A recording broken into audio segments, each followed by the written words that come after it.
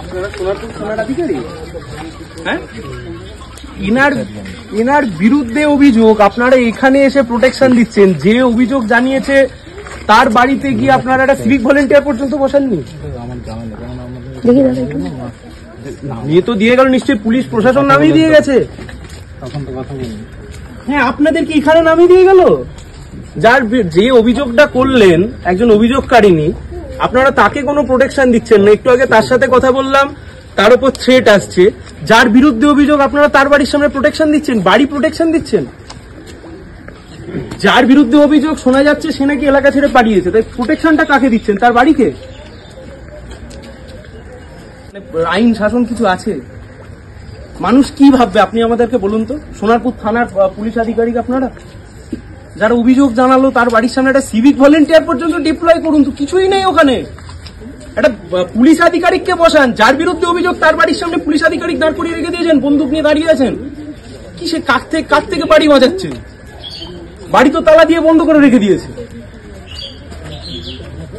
তৃণমূলের হয়ে কাজ করা যাবে, লিমিট আছে। তৃণমূলের হয়ে কাজ যত অব্দি করা যায়, যত অব্দি দেখছেন মানুষ দেখছে এটা ঠিক হচ্ছে না যা করছেন আপনারা।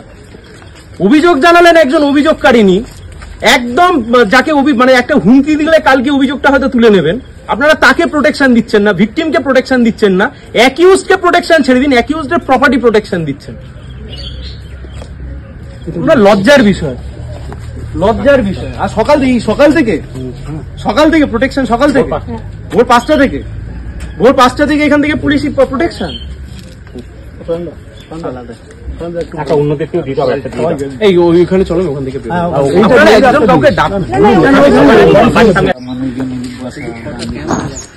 হ্যাঁ এটা বাড়ি।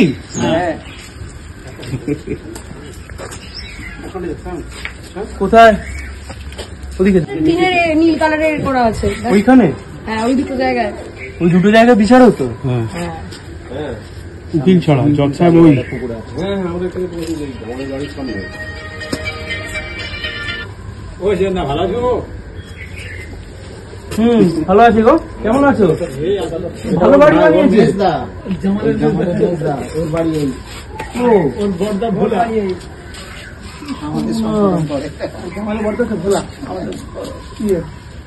হ্যাঁ, দারুণ বাড়ি বানিয়েছে, দারুণ টাকা কামিয়েছে। বাহ, কেউ নেই বাড়িতে? কলিং বেল নেই? কলিং বেল বাজে না, আমরা ভোরবেলা থেকে বাজাচ্ছি।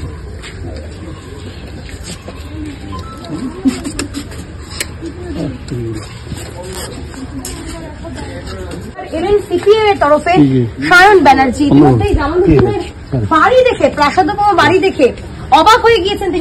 তিনি অনেকবার কলিং বেল বাজিয়েছেন, কিন্তু ভেতর থেকে কোনো সারা শব্দ মেলেনি। কিন্তু আমরা দেখতে পাচ্ছি যে গেটের ভেতর থেকে ঝুলছে তালা, অর্থাৎ বাড়ির ভেতরে কিন্তু সদস্যরা রয়েছে।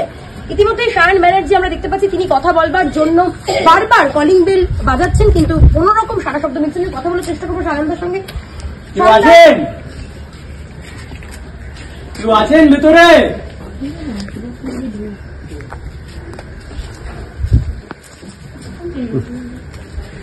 সায়নদা, আমরা দেখতে পাচ্ছি আপনিও ডাকাডাকি